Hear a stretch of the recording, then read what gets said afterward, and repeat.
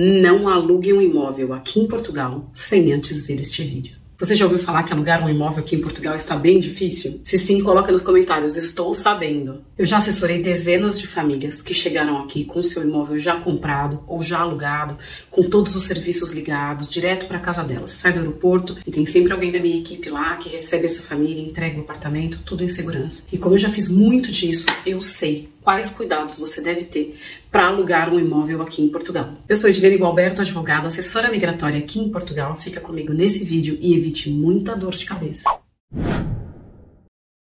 Antes de começar, aproveita para curtir esse vídeo, coloque nos comentários se você ficar com alguma dúvida ao longo do que você ouvir e se inscreve aqui no canal. Uma coisa muito importante antes de começarmos este vídeo é, eu vou usar muito o termo arrendamento aqui.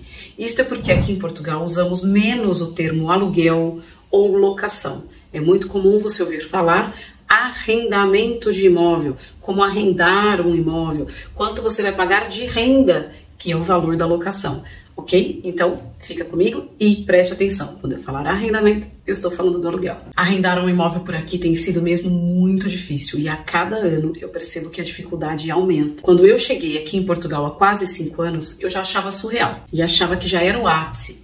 Foram passando os anos, veio a pandemia, achava que isso ia melhorar, mas a situação que vivemos agora, aqui em 2023, é muito pior do que eu poderia supor. Simplesmente não há imóveis disponíveis. São raros os que aparecem. E aqueles que aparecem ou estão caríssimos, ou estão sendo leiloados e leva quem dá mais, ou tem tanta exigência que os estrangeiros não conseguem alugar, não cumpre os requisitos de ter fiador, renda no país, renda muito acima do que esperam, ou ter um volume muito alto de reserva financeira para antecipar rendas e calções. Isso acontece devido à lei da oferta e da procura no país. Temos poucos imóveis, muita procura, então não tem equilíbrio. E quando não tem equilíbrio, quem está com a faca e o queijo na mão, que é o dono do imóvel, ele acaba por pedir aquilo que ele acha que deve e aquilo que ele acha que é justo. Se fôssemos proprietários, é possível que fizéssemos a mesma coisa.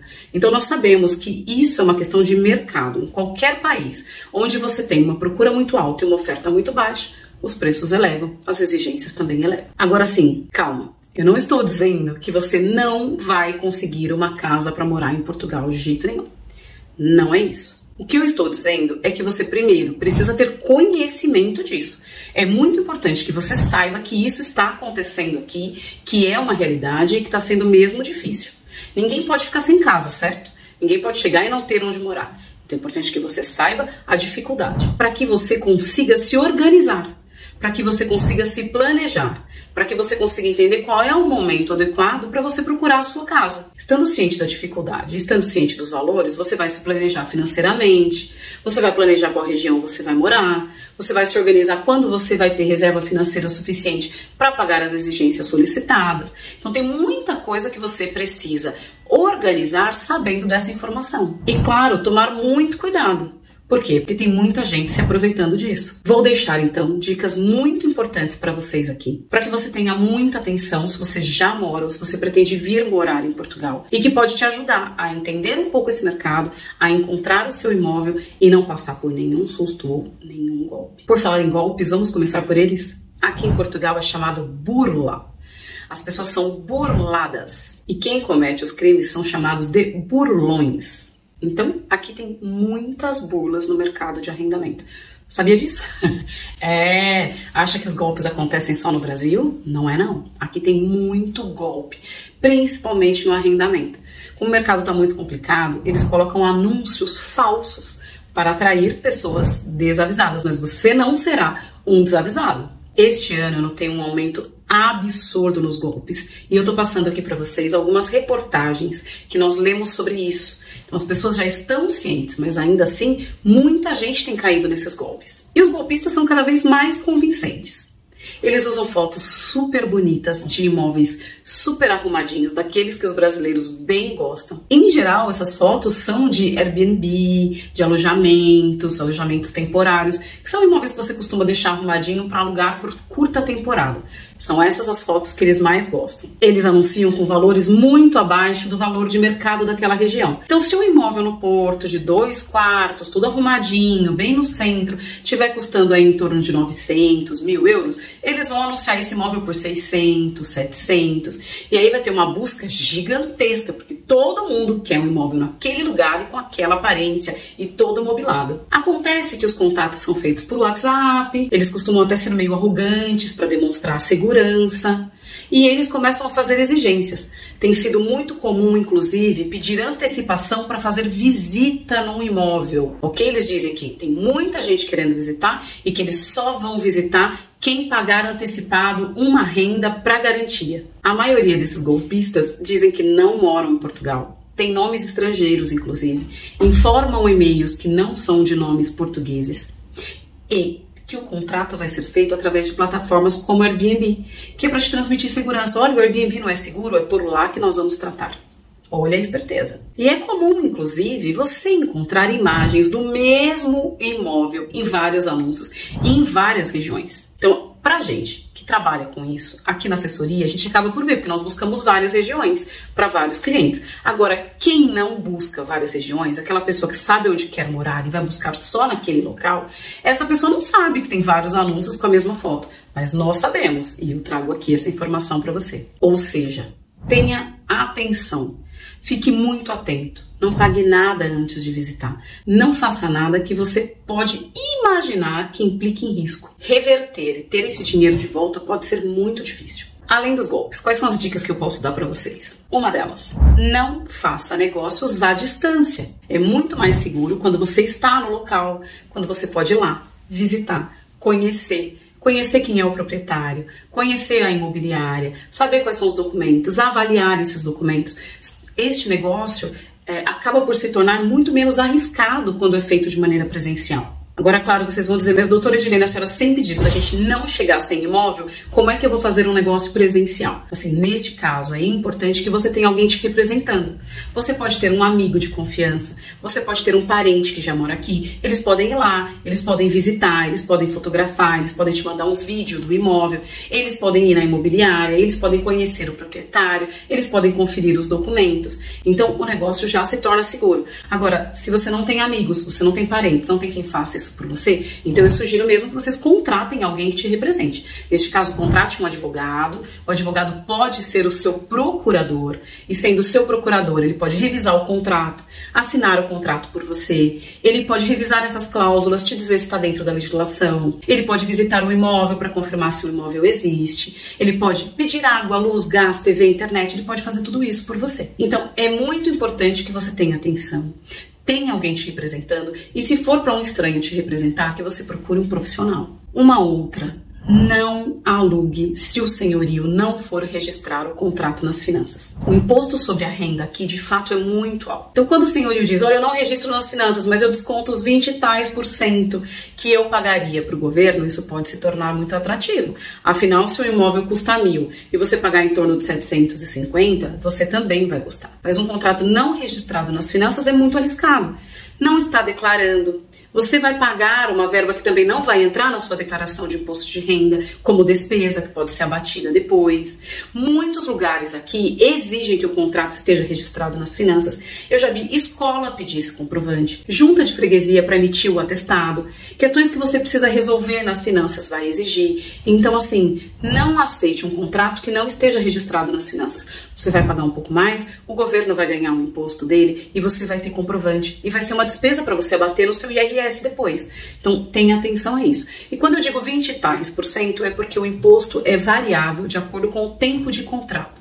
Contratos mais longos, impostos menores. Contratos mais curtos, impostos maiores. Outra coisa, evite fazer pagamentos em espécie, grandes valores. E se tiver que fazer, que seja emitido um recibo imediatamente. Ok? Que você saia de lá com o recibo assinado pelo proprietário de que você pagou. Como a gente tem que pagar renda antecipada, como a gente tem que pagar caução, é muito arriscado você entregar um valor em espécie sem pegar a chave imediatamente, sem estar no imóvel e ter caído num golpe. Uma outra coisa, cuidado com a negociação destas rendas antecipadas e da caução. Olha, vocês podem me dizer, doutora, não tem um limite da lei que diz quanto pode ser solicitado? Existe. Uma alteração deste ano diz que pode pedir 2 rendas antecipadas e 2 rendas de caução, que este é o máximo. Só que, na prática, a gente só tem visto isso acontecer com quem tem fiador. Ou para pessoas que já têm renda em Portugal, renda declarada aqui. Eu tenho fiador, eu já trabalho aqui, meu contrato está declarado aqui, a minha renda é declarada no país. Pode ser que eu consiga com 2 rendas antecipadas e 2 rendas de caução. Fora isso, gente, é muito raro encontrar um senhorio que alugue para um estrangeiro sem renda aqui e sem fiador com apenas 2 rendas antecipadas e 2 rendas de caução. É muito complicado também julgar este proprietário, porque claro, a pessoa não tem histórico nenhum no país. Ele vai alugar com a primeira e a última e com 2 rendas de caução, essa pessoa some, destrói o imóvel dele, aluga para outra pessoa, subloca esse imóvel. Quantos prejuízos ele pode ter? Que essas rendas não vão cobrir. Então, assim, é importante analisar e pesar os 2 lados, mas que a lei diz 2 rendas antecipadas e 2 de caução, diz. Mas nós sabemos que o estrangeiro, para alugar, se ele não oferece mais, ele não ganha a concorrência desse imóvel, nem a confiança do proprietário. De toda forma, o que é importante, se você antecipou as rendas e a caução, ter atenção qual foi a negociação realizada. Olha, eu vou usar as primeiras rendas, ou vai ficar para as últimas rendas, ou vai ficar tudo para caução? Como é que é essa negociação? Isso tem que estar muito claro. E por último, mas não menos importante, exija um contrato escrito, formal, assinado pelo proprietário, com cláusulas que façam parte da legislação vigente, que não tenham cláusulas abusivas, que não seja excessivo e que conste exatamente como é que vai ser o uso dessa renda, como é que vai ser a devolução dessa caução, em qual momento, qual é o início do contrato, qual é o fim do contrato, qual é o prazo do contrato, quais são as regras para rescindir, quais são as regras para renovar ou não renovar este contrato. São nessas cláusulas que você vai se garantir.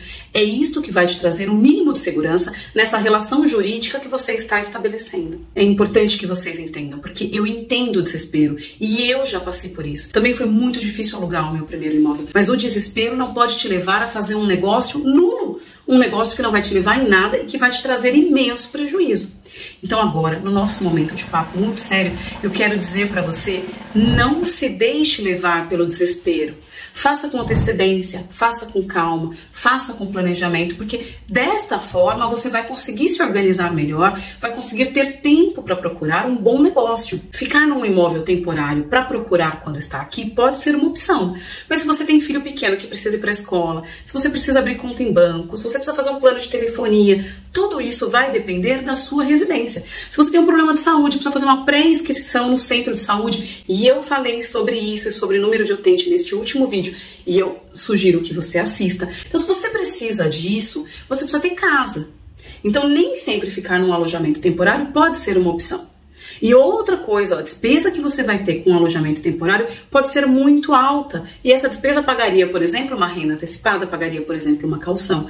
Então, contratar um profissional da sua confiança para te auxiliar nisso é muito importante. Mas não esqueça, um procurador aqui em Portugal tem que ser um advogado. É ato próprio dos advogados. Não assine uma procuração se você não estiver lidando com alguém que de fato tenha poderes jurídicos para atuar em seu nome. Fique atento. Cuidado com os golpes, cuidado com os problemas que você pode vir a ter por conta do desespero atrás de um imóvel. Espero que essas dicas tenham te ajudado. Se ficou com dúvida, deixe nos comentários. E não esquece, aqui na assessoria nós temos vários planos de assessoria jurídica e imobiliária que pode ser que algum deles te ajude. Faça contato através do link que está na descrição. Um grande abraço, até o próximo vídeo. Eu sou Edilene Gualberto, advogada e assessora migratória aqui em Portugal.